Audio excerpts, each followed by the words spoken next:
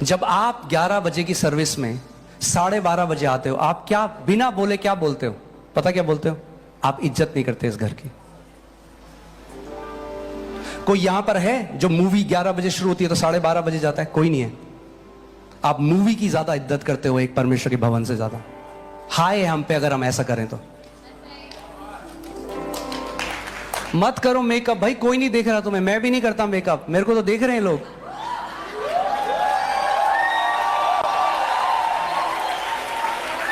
कोई बात नहीं, मत स्ट्रेट करो बाल, मत लगाओ फाउंडेशन, टाइम पे आ जाओ परमेश्वर के भवन में, आपका जीवन बदल जाएगा यीशु मसीह के नाम में।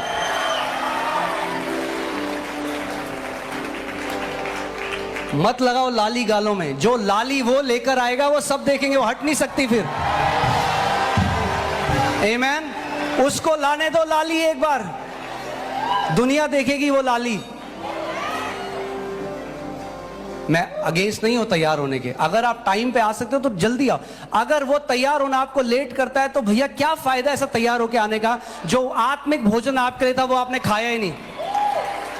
मतलब आप लगाइए शादी है और भोज हो रहा है और आप मेकअप कर रहे हो, आप रेडी हो रहे हो। मैं दोनों के लिए कह रहा हूं, मेल फीमेल। आपको क्या लग रहा है आज के समय में केवल औरतें जो तैयार होती हैं?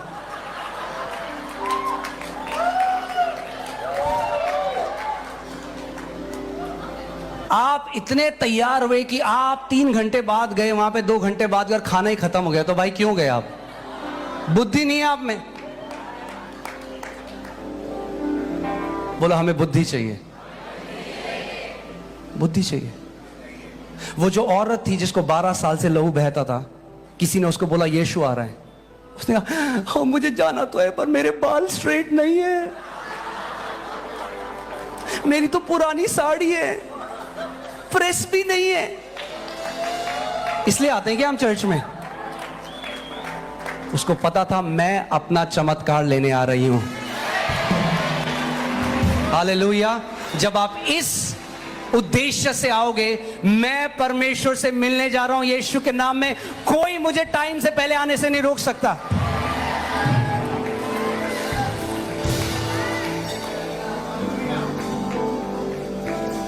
आमीन। आप लोग कितने बजे निकलते हैं राजस्थान से? रात को 11 बजे निकलते हैं और राजस्थान से यहां आने के लिए सुबह। इसको बोलते हैं समर्पण और कमिटमेंट। क्या आपको लगता है परमेश्वर नहीं देखता ऐसे बलिदान को? कुछ लोग हैं जो छतरपुर में रहते हैं, 12:30 बजे आते हैं। मैं फिर से आपसे कह रहा हूं, मैं आप पे दोष लगाकर ये बात नहीं कह रहा, मैं एक अगुवे की तरह, एक आपके चरवाहे की तरह आपको ये बात बता रहा हूं। परमेश्वर के घर का आदर करना सीखना है हमें। आप जानते हैं, मुझे नहीं पता ऐसा क्यों होता है। आप अगर सिख कम्युनिटी को देखें, हमें सीखना चाहिए उनसे कि वो अपने गुरु के घर का कैसा आदर करते हैं। मैं आपको बता रहा हूं सच में, कहीं ना कहीं मसीहों ने वो आदर खो दिया है परमेश्वर के घर के लिए। मैं आपको बता, आई डोंट नो क्यों क्रिश्चियंस एरोगेंट हो गए, 5 स्टार होटल में जैसे आते हैं ऐसा उनका एटीट्यूड हो गया है। नहीं, हमें वापस वो सेवा भाव अपने अंदर लाना है। अगर हम मसीह के लोग हैं तो हमें और बढ़कर करना है, क्योंकि हमें यह बोला गया कि तुम जाति जातियों को आशीष दोगे। आमीन। क्यों हम वो खो देते हैं? जब मैं मसीह में नहीं था, जब मैं अन्य जाति था, तब 4 बजे सुबह उठता था, जाप करता। कई लोग हैं जो हजारों किलोमीटर दूर जाते हैं अपने गुरुओं से मिलने, अपने बाबाओं से मिलने। कैसे पॉसिबल है कि दुनिया के लोगों का कमिटमेंट परमेश्वर के भवन के लोगों से ज्यादा है? हाय हम पर अगर दुनिया वाले हमसे ज्यादा कमिटेड है तो। हालेलुया। ये समय है आज उस कमिटमेंट को रिन्यू करने के लिए। नेक्स्ट संडे से अगर आप सच में मेरा आदर करते हैं, आप कुछ मत करिए। आप मुझे नहीं चाहिए आप मुझे बर्थडे में गिफ्ट भेजें, कुछ नहीं चाहिए आपसे। मुझे सबसे बड़ा गिफ्ट ये चाहिए, आप टाइम से पहले कलीसिया आए, वही सबसे बड़ा आदर है। सबसे बड़ा आदर है आप अपनी प्रेजेंस यहां लाकर अपना आदर शो करते हैं, अपने शब्दों से नहीं, शब्दों से नहीं। आमीन। नेक्स्ट संडे क्या मैं एक्सपेक्ट कर सकता हूं कि 11 बजे सर्विस शुरू होती है तो 10:30 लेटेस्ट ये हॉल फुल होगा?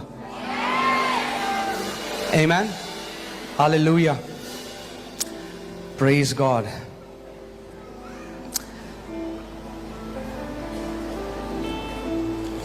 दाऊद जो एक राजा, जो एक उस टाइम में मल्टी बिलियनियर था, जानते हैं आप, दाऊद एक बिलियनियर था,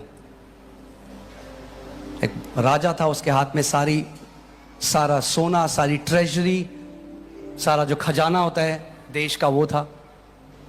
और उस राजा का मैं आपको डिजायर बताता हूं। कभी मैं चाहता हूं, और मैं आज सुबह खुद सोच रहा था कि प्रभु अगर तू परखे मेरे हृदय में, मेरा सबसे बड़ा डिजायर क्या है? आप खुद सोचिए अपने जीवन में।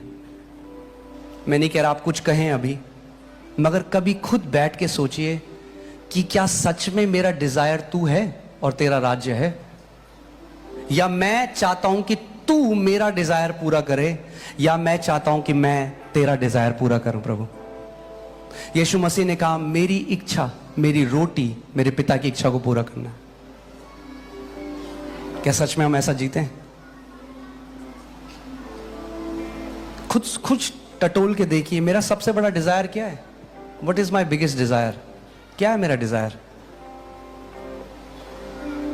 मैं आपको, दाऊद के लिए परमेश्वर का वचन कहता है कि वो, परमेश्वर कहता है ये मेरे हृदय अनुसार व्यक्ति है, या जैसे मूल भाषा में लिखा है, बोला ये मेरे हृदय के पीछे व्यक्ति है, इसका हृदय मेरे पीछे है।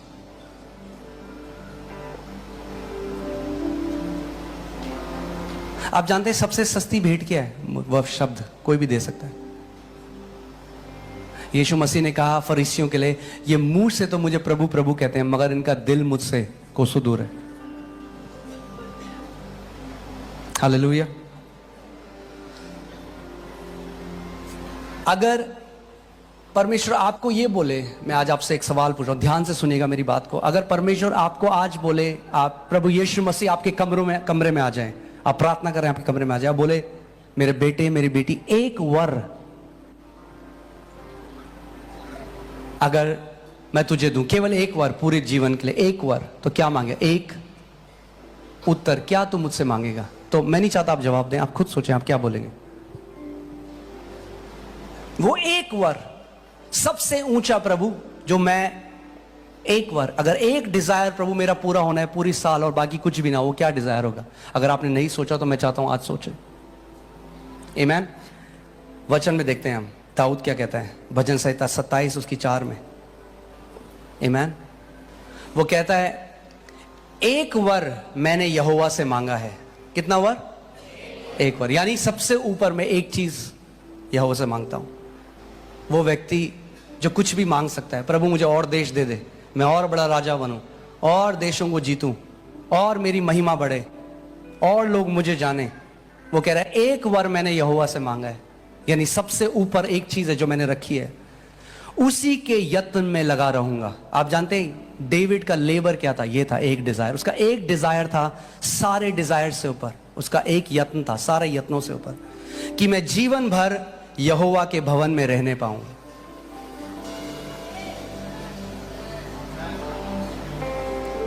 कितने लोग हैं उनको 10,000 रुपए ज्यादा मिल जाएगा नौकरी में, वो भवन छोड़ के चले जाएंगे।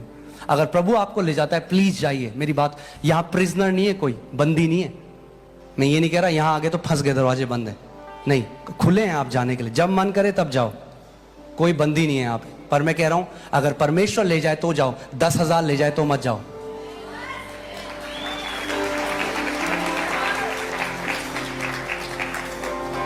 एक बार मैंने यहोवा से मांगा है, उसी के यत्न में लगा रहूंगा, कि मैं जीवन भर यहोवा के भवन में रहने पाऊं, जिससे यहोवा की मनोरथा पर दृष्टि लगाए रखूं और उसके मंदिर में ध्यान किया करूं। What a beautiful desire! इससे ज्यादा अच्छा डिजायर क्या हो सकता है? लोग डिजायर करते हैं प्रभु, और बाकी ठीक है, हमारे पास बहुत सारे डिजायर होंगे, मगर मैं कह रहा हूं आपको खुद सोचना है, मेरा जो एक वो डिजायर, क्या वो डिजायर सारे डिजायर से ऊपर है? मेरी एक वो जो वर है, जो इच्छा है, क्या मेरी इच्छा परमेश्वर के भवन के लिए है या नहीं? मैं आपको बता रहा हूं, लोग इस बात को नहीं समझते। आपकी पूरी जिंदगी घूमती है इस बात के चारों ओर परमेश्वर का घर बीच में।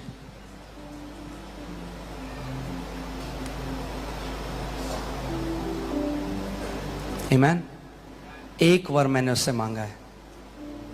एक साथ मिलकर इसको पढ़ते हैं। आमीन। 1 2 3।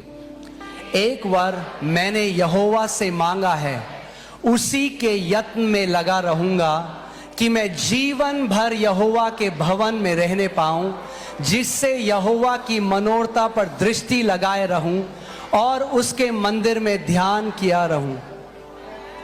हालेलुया।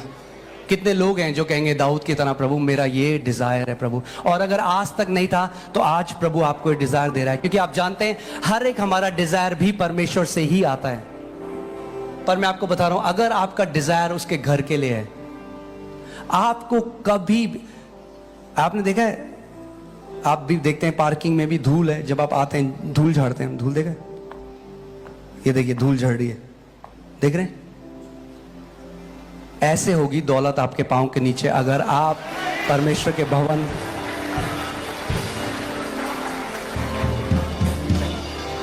आयुब की पुस्तक में लिखा है कि gold shall be dust under your feet, सोना तेरे पांव के नीचे धूल की तरह होगा।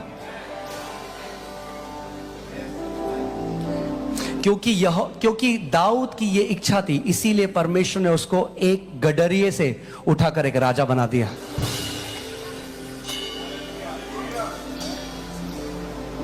और जब वो राजा भी बन गया तो वो भूला नहीं कि मुझे किसने उठाया, और वो भूला नहीं कि मुझे अपने परमेश्वर का घर बनाना है। आप जानते हैं दाऊद क्या कहता है? वो, उसको रात को नींद नहीं आ रही है, वो कह रहा है प्रभु मैं तो महलों में रह रहा हूं, प्रभु तेरा घर देख, तेरा घर टूटा पड़ा है, उजाड़ पड़ा है। यह उसका दिल था। हालेलुया। जरूरी है कि हमारा हृदय, हम वो कमिटेड हो जाए। मैं चाहता हूं आज का वचन आप वो, अगर आज तक नहीं था तो आज जड़ पकड़ लो, बो जाओ, कोई भी आंधी आए, तूफान आए, आपको परमेश्वर के घर से अलग नहीं करने पाएगी।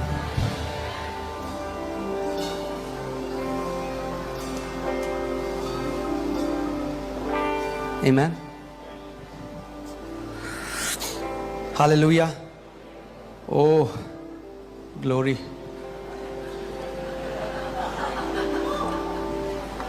चलिए जल्दी जल्दी खत्म करते हैं। चौथा, निरंतर प्रार्थना में बने रहना। इस साल हम लोग प्रार्थना करना नहीं रोकेंगे। इस साल क्या है, जब तक प्रभु यीशु मसीह नहीं आ जाता, ये हमारी लाइफस्टाइल होनी चाहिए। आमीन। धर्मी जन क्या करते हैं? प्रार्थना करते हैं। प्रार्थना करना आपको धर्मी नहीं बनाता, क्योंकि आप धर्मी हो इसलिए आप प्रार्थना करते हो। आमीन। अगर आप तैरना सीख जाओ तो आप मछली नहीं बन जाओगे, मगर जो मछली है वो ऑटोमेटिकली तैरती है। अगर आप धर्मी हो तो आप ऑटोमेटिकली प्रार्थना करोगे। आमीन। आप अपने पिता से बात करोगे। पहला थिस्सलुनीको निकियो 5:16, थोड़ा आपको ग्रेस देना पड़ेगा मुझे, 5:16 से 18, इसमें लिखा है सदा आनंदित रहो। कब? सदा का मतलब, सदा मतलब सदा आनंदित रहो। मुझे लगता है ये आयत तो मेरा मन करता है कि बड़े बड़े फ्रेम बना के ईसाइयों के घर के बाहर लगा दो। बहुत ही दुखी रहते हैं कई लोग। बोलो सदा आनंदित रहो। परमेश्वर का वचन आपको कह रहा है सदा आनंदित रहो। आमीन। हालेलुया। सदा आनंदित रहो, निरंतर प्रार्थना में लगे रहो। थोड़ा बैटरी में लग रहा है। सदा आनंदित, निरंतर प्रार्थना में, निरंतर प्रार्थना में बने रहो। इसी समय अपने हाथ को उठाएं और प्रभु से ग्रेस मांगे। बोले प्रभु प्रार्थना का वो आत्मा मेरे ऊपर उतर आए, वो अनुग्रह मुझे दे कि मैं निरंतर प्रार्थना कर सकूं। आप अपने शब्दों में बोलो इसी समय। कम ऑन, प्रभु से मांगो उस अनुग्रह को, क्योंकि अनुग्रह बिना आप प्रार्थना नहीं कर सकते। मांगिए उस बात को, मांगिए मांगिए मांगिए। बोलो प्रार्थना का आत्मा प्रभु मुझे दे, प्रार्थना का आत्मा प्रभु मेरे ऊपर उंडेल, कि परमेश्वर मेरा जीवन प्रार्थना करने वाला जीवन हो, कि प्रभु मैं उस गुप्त स्थान में जाऊं, अपने घुटने को टेकूं और प्रभु तेरे साथ रोज समय व्यतीत करूं। परमेश्वर मांगो उस अनुग्रह को। Come on come on come on, ask for that grace. Hallelujah. जे ब्रोला हासा थाला गाला ब्राला, जे माला हासा खाला ब्राला बा, जे कोरोलो बो शे थाला बा। हालेलुया, आमेन। परमेश्वर का वचन कहता है जो मांगता है उसे, जो मांगता है उसे, यानी आपको क्या मिला इस समय? अनुग्रह मिला है। क्या करने के लिए? प्रार्थना करने के लिए। मगर अनुग्रह आपके लिए प्रार्थना नहीं करेगा। अनुग्रह आपको सशक्त करेगा कि आप प्रार्थना करोगे। प्रार्थना कौन करेगा? आपने हो गए प्रभु अनुग्रह को बोल दो प्रार्थना करने के लिए। नहीं, अनुग्रह नहीं करेगा। अनुग्रह आपकी मदद करेगा। क्या करता है अनुग्रह? हमारी मदद करता है। मगर करेगा कौन? समझ गया? आमीन। ओके, मत्ती 26 उसकी 41 आयत, मत्ती 26 41 आयत। जागते रहो और प्रार्थना करते रहो कि तुम परीक्षा में ना पड़ो। आत्मा तो तैयार है परंतु शरीर दुर्बल है। ये किसने बोला? प्रभु यीशु मसीह ने।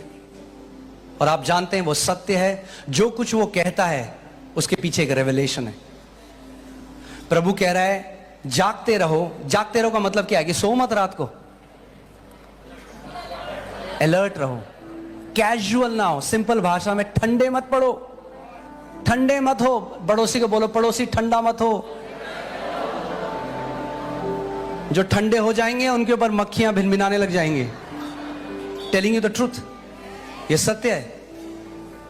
मक्खियां ठंडे खाने पे जाती है, ठंडी मिठाइयों में जाती है। गरम जहां जल रही हो आग वहां नहीं जाती। आमीन। बोलो मैं धधकती हुई आग हूं। बोलो मैं धधकती हुई आग हूं यीशु मसीह के नाम में। हालेलुया, आमीन। सो जागते ठंडे मत पड़ो। अगर आज की भाषा में बोलूं, हाँ, अंकित वर्जन में, तो ये ऐसा होगा, ठंडे मत पड़ो और प्रार्थना करते रहो। फिर से बोलूंगा इस बात, मैं चाहता हूं आप समझें इस बात को। ठंडे ना पड़ो परंतु प्रार्थना करते रहो। क्योंकि अगर प्रार्थना करते रहोगे तो ठंडे नहीं पड़ोगे। आमीन। कि तुम परीक्षा में ना पड़ो। क्या है आपके परमेश्वर की इच्छा? क्या है आपके लिए? आपके पिता की इच्छा क्या है? कि आप परमेश्वर परीक्षा में ना पड़ो। कई लोग कह रहे हैं अरे जी परीक्षा, यहां भी परीक्षा में आई, इतनी परीक्षा। अगर आप प्रार्थना करेंगे और जागते रहेंगे तो क्या होगा? परीक्षा में नहीं पढ़ेंगे। मगर अगर आप प्रार्थना नहीं करेंगे तो क्या होगा? परीक्षा में पढ़ेंगे। बहुत सिंपल सी बात है। परमेश्वर चाहता है कि आप परीक्षा में ना पढ़े। आत्मा तो तैयार है परंतु शरीर दुर्बल है। शरीर दुर्बल है परमेश्वर के कार्य करने में।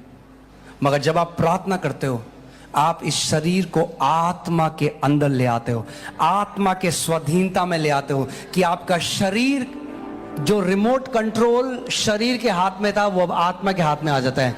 अब आत्मा आपके शरीर को कंट्रोल करने लग जाता है। हालेलुया। अब आपकी आंखें वो नहीं देखना चाहती जो देखना चाहती थी, आपके कान वो नहीं सुनना चाहते जो सुनना चाहते रहे, आपके पांव वहां नहीं भागना चाहते जहां भागना चाहते। क्या हो रहा है? आत्मा ने कंट्रोल ले लिया। रिमोट कंट्रोल अब आत्मा के पास आ गया है। आमीन। आखिरी पॉइंट, मुझे जल्दी खत्म करना है, इसलिए मैं पूरी तरह से आपको नहीं शिक्षा दे सकता, पर अगले संडे हम देखेंगे।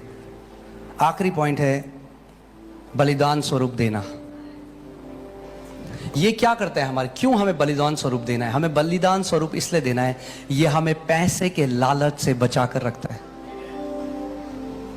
आमीन। क्योंकि आपको पता है, जब आप 10,000 कमाते हैं ना, मैं आपको बता रहा हूं एक्सपीरियंस से, 10,000 कमाते हैं, आसान है 1,000 रुपए देना। जब 1 लाख हो जाते हैं, जब आपका दशवांश 10,000 हो गया, तब भी लोग देते हैं। फिर जब वो 10 लाख हो जाता है, तब लोग कहते हैं 1 लाख रुपए महीना, यानी मैं साल के दे रहा हूं 12 लाख रुपए। एक बार परमेश्वर के दास के पास एक ऐसी व्यक्ति आए और वो बहुत ही थोड़ा पैसा कमाता रहा। करेंसी वो करके बताऊंगा, अमेरिका की बात है, बट इंडिया में जैसे वो 1,000 रुपए कमाता था तो 100 रुपए देता था। 10,000 कमाया तो 1,000 रुपए दिया। वो पास्टर के पास आया, पास्टर उसके लिए प्रार्थना करते, वो अपना दशवांश देता रहता। वो 1000, 10,000 हो गया, 10,000, 1,00,000, 1,10,000 हो गया। और कहने लग गया, पास्टर जी अपना मुझे बड़ी दिक्कत हो रही है देने में दशवांश। बोले क्यों, क्या हो गया? कह रहा मैं 1,00,000 रुपए महीने का दे रहा हूं, आप खुद सोचो साल में 12 लाख रुपए मैं क्या नहीं कर सकता। कह रहे भाई बात तो बिल्कुल सही कह रहे हो, चलो कोई नहीं, मैं प्रार्थना करता हूं कि परमेश्वर तुम्हारी सैलरी दोबारा 10,000 कर दे।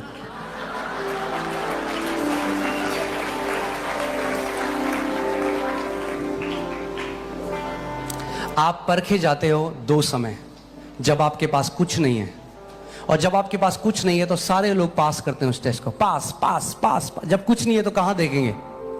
उसको देखेंगे, चाहिए नहीं। मगर दोबारा आप परखे जाते हो जब आपके पास सब कुछ है। तब आपका हृदय क्या कहता है? जब परमेश्वर आपको देने को कहता है, हे प्रभु मुझे घर दे, घर दे। उसने घर दे दिया। प्रभु कल्लू कहता है वो घर दे। प्रभु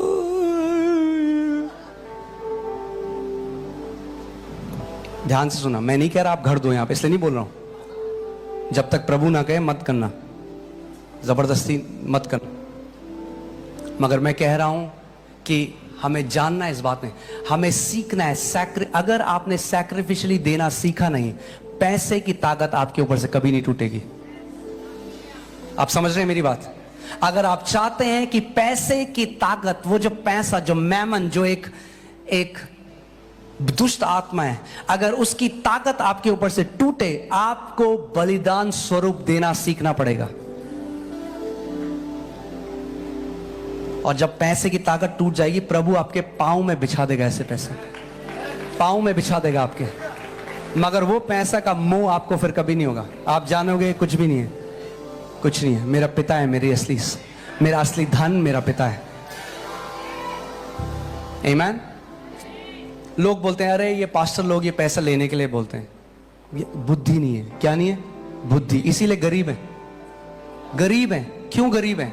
बुद्धि नहीं है। क्योंकि तराजू लेके बैठे हुए हैं, प्रचार सुना नहीं, गया नहीं, तराजू लग जाते। तराजू फेंको, अपना आत्मा से सुनना शुरू करो।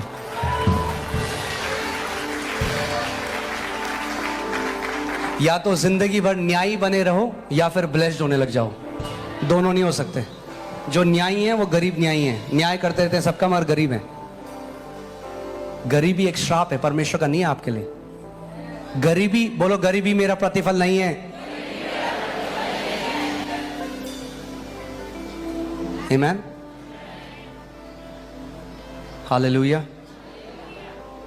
गरीबी परमेश्वर को महिमा नहीं देती, ना अमीरी देती है।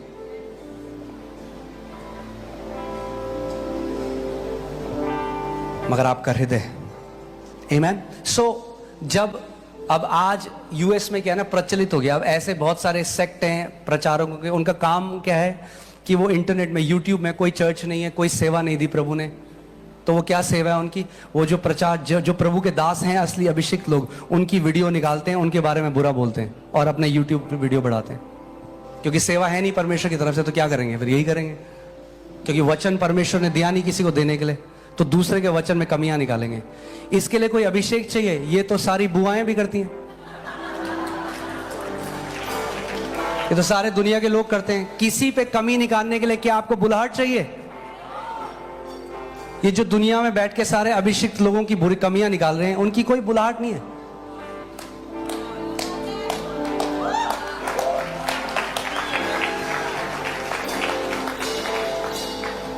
चलो बढ़िया, कुछ व्यू तो हमारे भी बढ़ाते हो। जब बोलते हैं ये टीवी में जो जाते हैं, टीवी इवेंजलिस्ट ये हैं, ये पैसा मांगते हैं, करते हो, कहते हैं। जब ना तो आज का चर्च जो आप देखते हैं वो था, जब ना गिविंग की कोई टीचिंग थी, कुछ नहीं था। चले जाते हैं 7,000 साल पहले। कहां चल रहे हैं? मैं आपको कहां लेके जा रहा हूं? 7,000 साल पहले। सोचो, 7,000 साल पहले परमेश्वर एक बंदे को बुलाता है जिसका नाम है मूसा, अपना अभिषिक्त दास। परमेश्वर उसको कहता है कि तू मेरे पास पहाड़ में आ जा। और 6 दिन मूसा पहाड़ में रहता है और 7वें दिन परमेश्वर उसको अपनी महिमा में बुला लेता है। अब मैं चाहता हूं आप ध्यान से सुने कि पहली चीज परमेश्वर मूसा को क्या कहता है, कि आप समझ जाएं कि वो प्रचारक नहीं है जो चर्च के लिए कुछ मांग रहा है। परमेश्वर क्या बोल रहा है मूसा को, जानना चाहते हैं? चलिए साथ में पढ़ते हैं। पहली, निर्गमन 25 उसकी 1 से 3। वो महिमा में प्रवेश कर गया। आप निर्गमन 24 पढ़ सकते हैं, क्या हुआ, परमेश्वर ने महिमा में उसको बुलाया। यहोवा ने मूसा से कहा, किसने कहा? मूसा से। यहोवा ने मूसा से कहा, इजराइलियों से यह कहना कि मेरे लिए भेंट लाएं। पहली चीज परमेश्वर मूसा को क्या कह रहा है कि तू इजराइलियों से कह कि किसके लिए भेंट लाएं। आज से कब हो रहा है? 7000 साल पहले। कौन है जो बोलता है कलीसिया को भेंट देने के लिए? परमेश्वर। आमीन। 7000 साल पहले ये मूसा महिमा में प्रवेश किया और पहली चीज परमेश्वर से कह रहा है इजराइलियों से ये कहना। आपके एक बार इंग्लिश में लगा सकते हैं, because it's so beautiful in English. एक बार आप देख लीजिए इंग्लिश को, इसको देखते हैं। मैं हिंदी में उसका अनुवाद कर दूंगा। आमीन। कुछ सीख रहे हैं? अगर आप सीख रहे हैं मुझे हाथ दिखाइए। अगर आप सीख रहे हैं आज, hallelujah, praise God, thank you Lord Jesus, hallelujah. Speak to the children of Israel that they may bring me an offering. परमेश्वर कह रहे हैं मेरे लिए भेंट लेके आए। किसके लिए? मेरे लिए।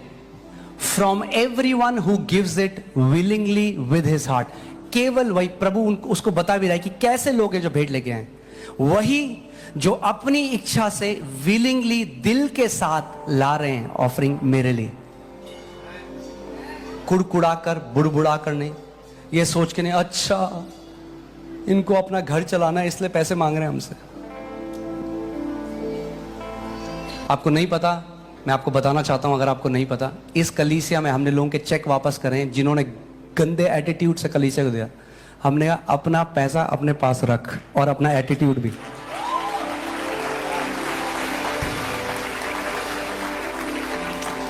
परमेश्वर का भवन किसी की भीख, किसी की मर्सी पे नहीं चलता। अगर आप भेंट लेके आते हैं, ये आपका प्रिविलेज है।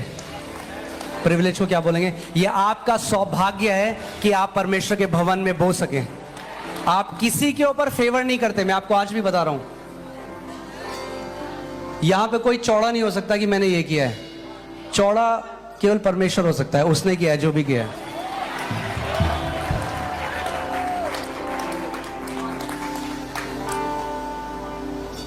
आमीन। वापस चल जाइए हिंदी में। परमेश्वर मूसा को कह रहा है, पहले सोचिए, वो महिमा में प्रवेश कर रहा है और परमेश्वर पहली चीज उससे कह रहा है इजराइलियों से यह कहना कि वे मेरे लिए क्या करें? भेंट लाएं। मेरे लिए भेंट लाएं। जितने अपनी इच्छा से देना चाहें उन्हीं सबों से मेरी भेंट लेना। किन से लेना? जो अपनी। इस बात को ध्यान से सुन लो। आज जितने इस कलीसिया में जो ऑनलाइन देख रहे हैं, ये पूरे सालों इस कलीसिया में वो ही लोग भेंट देना जो अपनी इच्छा से और हृदय से देना चाहते हैं, बाकी किसी से नहीं चाहिए। क्योंकि परमेश्वर को वो ग्रहण योग्य नहीं होगा। आप ब्लेस नहीं होगे। अगर आप वो चंदा दोगे, दान दोगे, आप ब्लेस नहीं होने वाले। आगे देखिए, उन्हीं सबों से मेरी भेंट लेना। अरे ये नहीं, हाँ, और जिन वस्तुओं की भेंट उनसे लेनी है वे ये हैं, अर्थात सोना, चांदी, पीतल और बाकी सारी चीजें परमेश्वर ने बताई। ध्यान सुनिए। बोले अच्छा, मूसा अपनी प्रॉपर्टी इकट्ठा कर रहे हैं। कोई पहाड़ वहाड़ में कुछ नहीं, इसे परमेश्वर ने बोला। ये ऊपर गया, इसने 40 दिन मजे किए, नीचे आके बोला सोना दो मुझे अपना। आज की जो रीजनिंग है लोगों के पास, क्योंकि बुद्धि नहीं है, बुद्धि नहीं है, जज बने फिरे, न्यायी बन गए हैं, अपनी आशीष खो देते हैं, मूर्ख बन जाते हैं परमेश्वर की नजरों में। आमीन।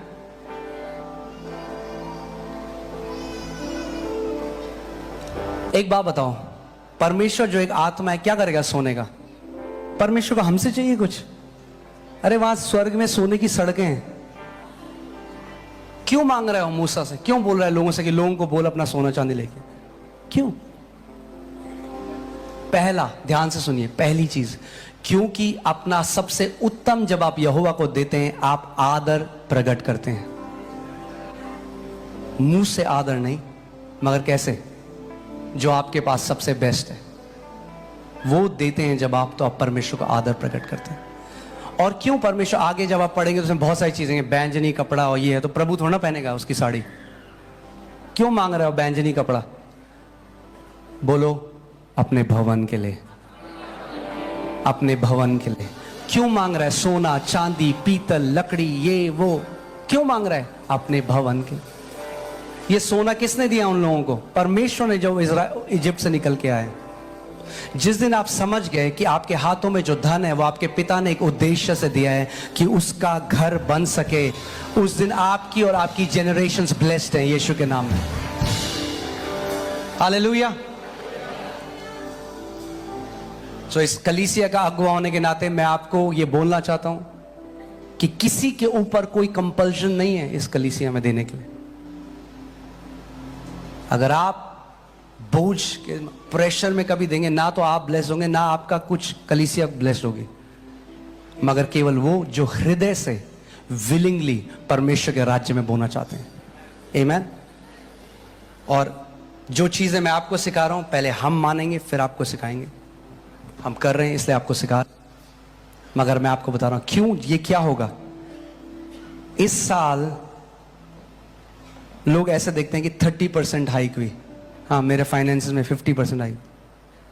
5 गुना मल्टीप्लिकेशन आप देखने वाले हैं यीशु के नाम में।